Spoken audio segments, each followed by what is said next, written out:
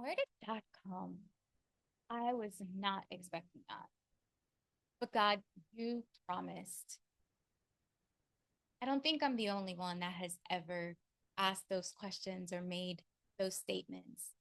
Because the reality is that as we progress through life, we continue forward with a certain amount of expectations. And life rarely goes according to our expectation.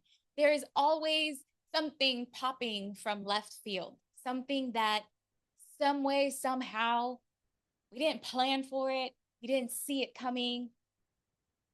We didn't even think there was a possibility that it would happen. The reality is that many times throughout life, we find ourselves in points where things are just not progressing how we had envisioned. What do we do with that?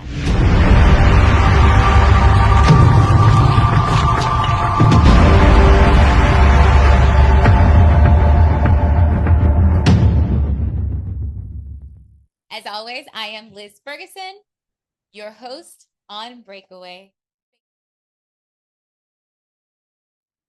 I don't know about you, but I tell people often that I'm a recovering control freak. And that means that for me, I always had to have a plan A, a plan B, a plan C, a plan Z. Like there always had to be a strategy for life. I needed to look at as many angles as possible and try to strategize for any and every little minute thing that could possibly happen and would throw things off kilter. Sadly, I was not ever successful in really being able to identify every single little sequence. Often I was caught unexpectedly by something that I had not envisioned, I had not thought about. And for me, that would throw me into a spiral of uncertainty, anxiety, all these different emotions that I didn't know how to maneuver them. So rather than maneuvering them, I ignored them or I suppressed them because if I didn't have to deal with them, to me, they didn't really exist. Also, not true. They did very much exist. I just exerted tons and tons of energy in attempting to not feel something. The last few years, I've done a lot of breaking away from things that were not working in my favor, things that were not conducive to my walk with Christ. Yes, they may have been coping mechanisms that I developed to deal with various different situations in my life, whether traumatic experiences or not. But those coping mechanisms, that's what they were. They were coping mechanisms. They were not how to live a lifelong life. So I found myself constantly in a state of survival.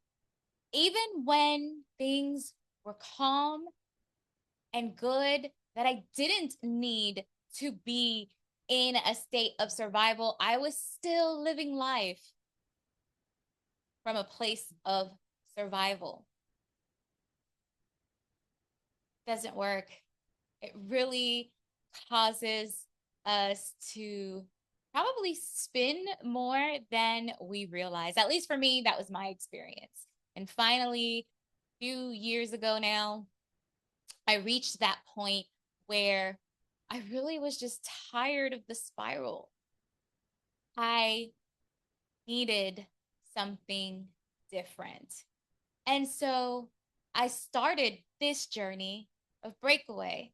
Now, this journey of Breakaway if you ever tuned in to the very first episode, it wasn't just about Breakaway, but it was the story of a life of surrender as well. Because as I have continued on this road of breakaway, breaking away from those coping mechanisms, breaking away from patterns that have had me stuck in the same loop, I realized that a lot of what I needed to do was actually surrender. And rather than exerting so much energy, attempting to stay afloat, attempting to control every single sequence, attempting to feel like I was in charge of something, I had to begin the journey of learning, what am I truly in control of? And the reality is, I am truly in control of just me. And when I say me, it's really of how I react. That's the only thing that I can control, is my reaction to what life throws my way, what surprise catches me on any given day. That's where my control lies. How am I going to react to this? Because I have to ensure that I react properly. Even when I initially react chaotically, insanely, maybe if my husband were to describe it, though he really's never called me that, at least not to my face. But even when the initial reaction is not the best, catching it and then making sure that it reverts to what the right reaction should be, because that's really where my control is found. And so, as I have lived through this healing journey, for me, it has meant learning how to truly surrender. And so, when life causes chaos, mayhem, tons of extra stress, rather than exerting so much energy trying to fix everything, every scenario, make things right, to my own understanding, I have begun to exercise surrendering things to God. I have begun to really grab the notion that my understanding is limited and God sees beyond what I do, so that I can trust Him. I've actually been contemplating on that a lot lately, is surrendering to God. Because so often, like I said, I was the one executing plans and making decisions and attempting to look at every possible scenario and then praying about it afterwards, that I had to learn. For me, surrendering was releasing the need to have it all figured out. Learning that it's okay to not have it figured out. Learning how to trust that God is faithful to His word, regardless of what things look like. So I lived through a time where things were so extremely chaotic for me that it literally required that I didn't make plans beyond what my brain could wrap itself around. So that if you asked me, what was I doing next week? Some days it was so overwhelming that I would literally reply, I can't answer that question today. I don't know what I'm doing next week. I am concentrating on just living today. And for a long while, I lived my life having to focus on solely surviving one day.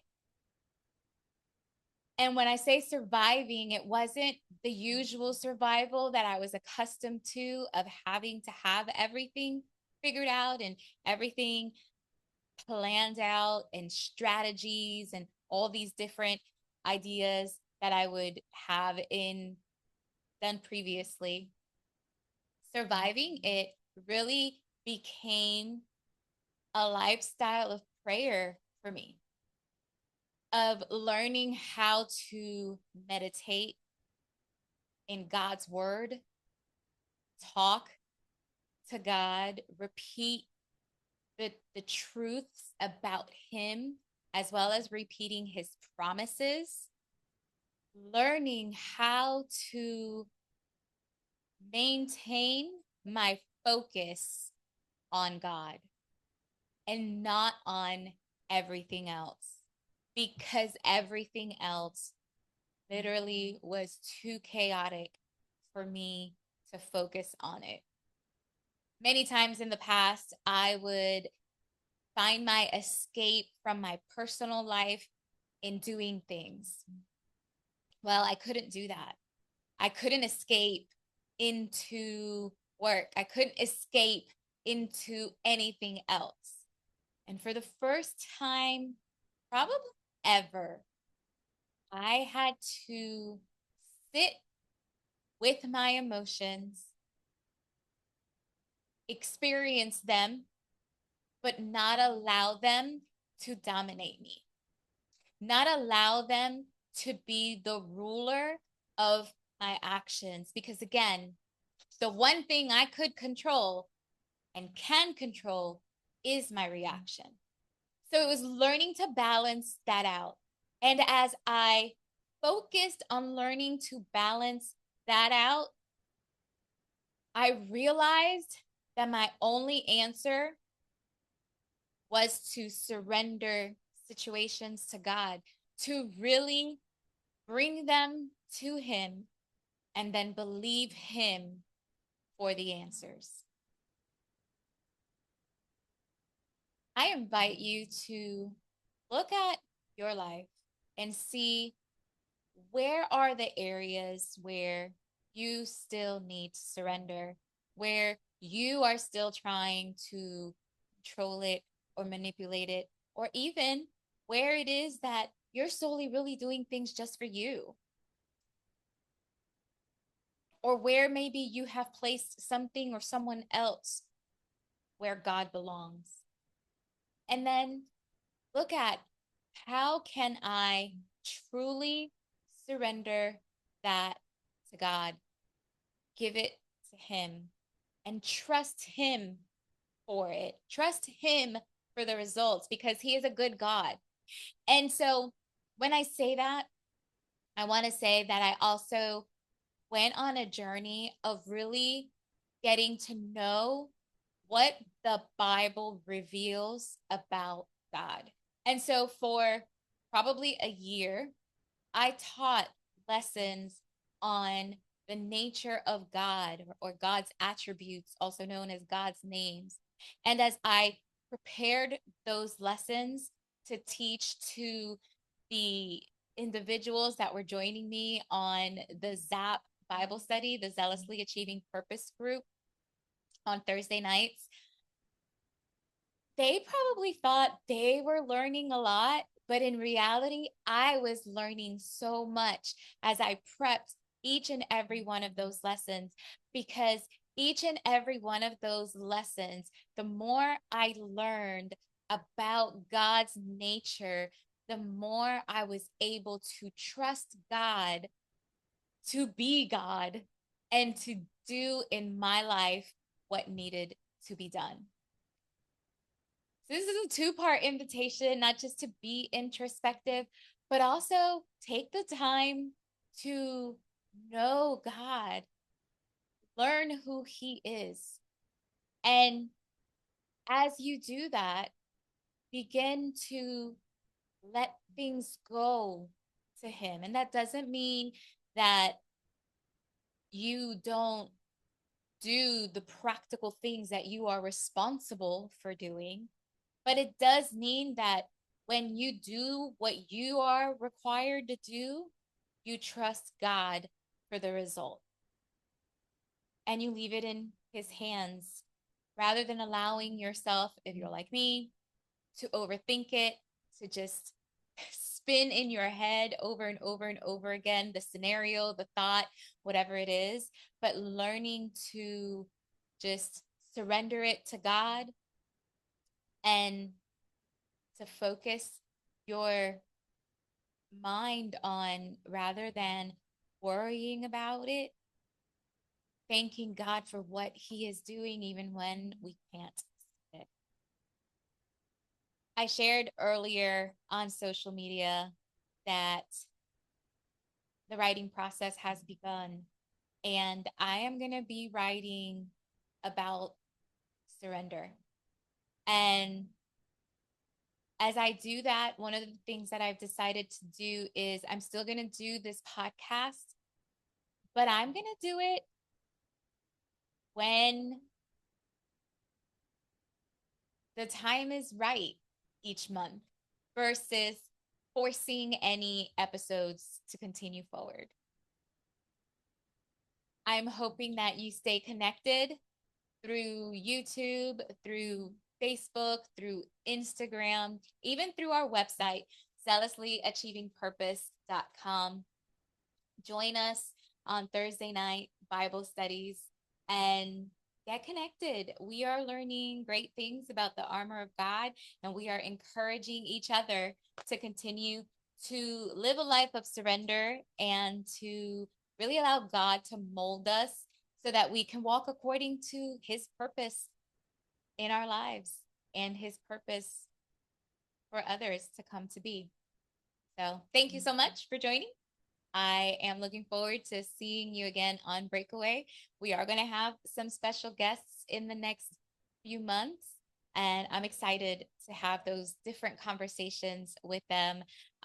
There's so many things that I want us to talk about and share with you as we talk about it. So be on the lookout for this book on surrender. It should be coming out in 2026, but it is definitely one of the places where, for me, I had to start so that I could learn how to not allow worry and anxiety and even depression to control my life and just overpower me, but allow myself to really learn how to just bask in God's goodness and trust Him for the results.